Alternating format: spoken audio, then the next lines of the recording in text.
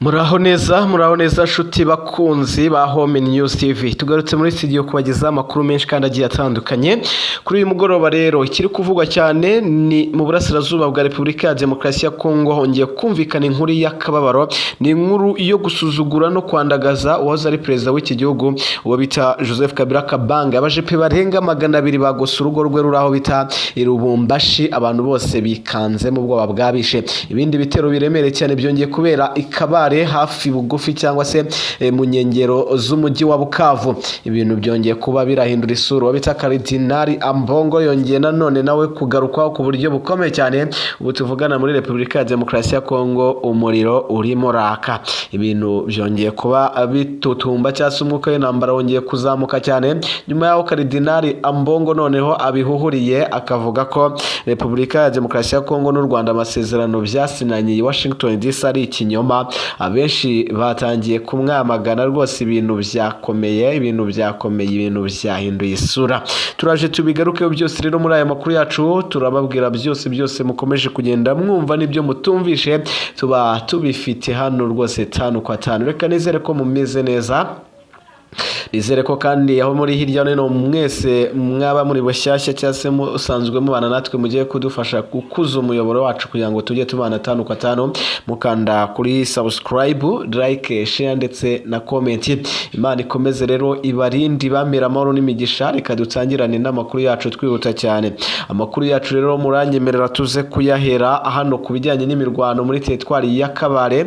Ibintu byongeye kuba biza guhindura isura hafi y'umujyi wa Bukavu. Ibintu byongeye kuba rero bihindura isura. Urugamba rwongeye kuba amagasa, byongeye kuba gaterera nzamba. Repubulika Iharanira Demokarasi ya Kongo yongeye guhura n'ikibazo gikomeye cyane nyuma yuko yatatse n'ubundi iyi teritwari ya Kabare igakubitana n'ubundi n'abahungu bo muri iyi mitwe yombi ihuriye muri Alliance Fleuve Congo. Baje kurwana inkundura, urugamba ruburundi rundi, ibintu byongera kuzamba, urugamba ruhinduka rushyashya.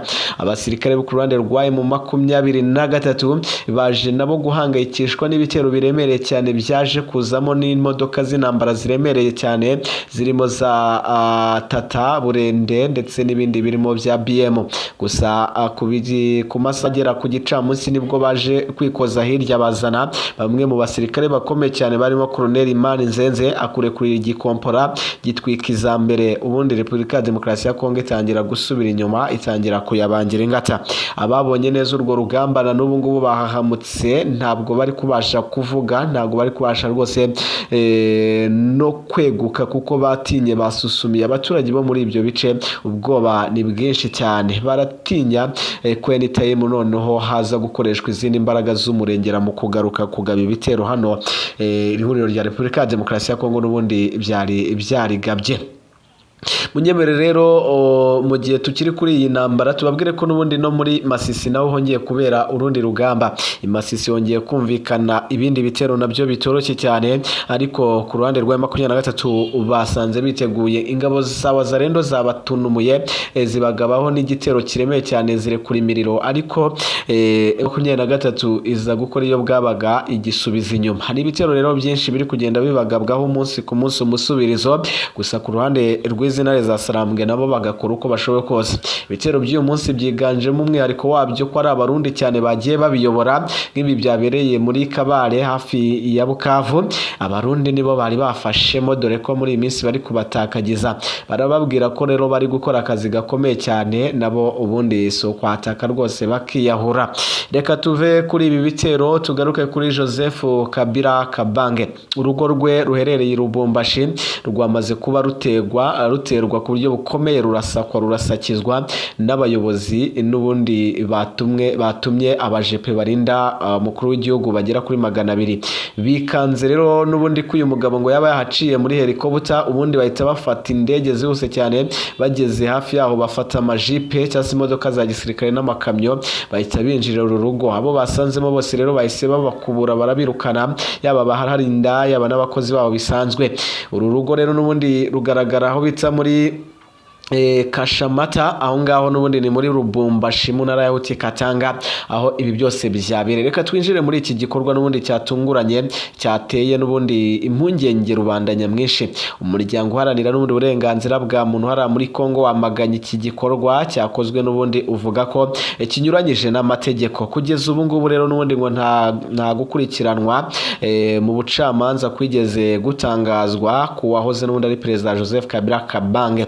Niyo mpamvu rero n'ubundi ngo bitwajije umwirondoro n'ubundi w'umuyobozi watanze itegeko ryo gutera umutungo n'ubundi bwite, cyane cyane impamvu ngo nyamukuru zateye n'ubundi iki gikorwa ngo ibi byatangajwe n'uwo bita Timothy Mbuya, akaba ari perezida w'iri shyirahamwe ritavuga rumwe cyangwa se riharanira uburenganzira bwa muntu, aho yamaganya yivuye inyuma guceceka cyane kw'inzego za leta kandi isaba gukorera n'ubundi mu mucyo. Habasaba gukorera mu mucyo nk'uko n'ubundi iyi nkuru dukesha kinyamakuru gikomeye cyane muri Kongo cyitwa Actualité.cd kigenda kibigarukaho.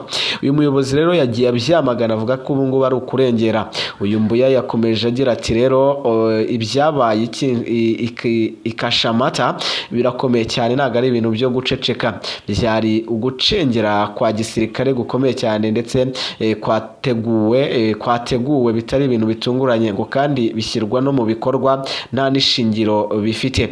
Ibi bitanga rero cyangwa se ibi bitanga urugero ngo rubi cyane muri leta, bivuga ko igengwa cyangwa se ivugwa ko igenga n'amategeko nyamara kuyakurikiza nta na gake na gato byigeze bigaragara muri iki gikorwa, ndetse ngo ni ukurengera umutungo bwite n'uburenganzira bw'umuntu ku giti cye nk'uko uyu muyobozi yagiye abigarukaho. Ndetse ngo yakomeza avuga ko nta n'itangazo ryigeze rishyirwa ahagaragara n'abayobozi b'ingabo cyangwa se abagisivili ku bijyanye n'iki gikorwa cyo kuza gusakura urugo. Ni mu gihe n'ubundi umwuka ukomeje kuba mubi mu mujyi wa Lubumbashi, aho bamwe n'ubundi mu bakurikiranira hafi basobanura ko n'ubundi iki gikorwa ngo kihishwe inyuma n'impamvu za politike zidasobanutse. Kabila n'ubundi wabaye umukuru w'igihugu cya Repubulika Iharanira Demokarasi ya Kongo imyaka 18 arashinjwa n'ubundi na guverinoma iriho gushyigikira inyeshyamba za M23 mu burasirazuba bw'iki gihugu. Nyuma y'igihe rero kirekire n'ubundi uyu mugabo amaze igihe ari mu buhungiro, Joseph Kabila n'ubundi yagarutse i Goma. Ubwo yagarukaga muri Kongo bagahita ajoininga aho uyu mutwe wari uherereye, bahise batangira kumushinja ko akorana nawo kandi ari kuwutera inkunga. Mu by'abantu benshi n'ubundi bamaganye bo ku ruhande rw'ihuriro rya M23 bavuga ko umukongomani wese afite uburenganzira bwo kuba ahashaka, kandi bagaragaza ko rero kuba yabigoma n'andi hose ari mu gihugu cya Kongo bitavuze ko ari gushyigikira umutwe wa M23. Munyemere rero mbashimire cyane mwe mwese twari turi kumwe muri aya makuru. Imana ikomeze ibarinde, ibamira amahoro n'imigisha bitagabanyije. Mwibuka kudushyigikira mukanda kuri subscribe, like, share ndetse na comment. Ciao ciao.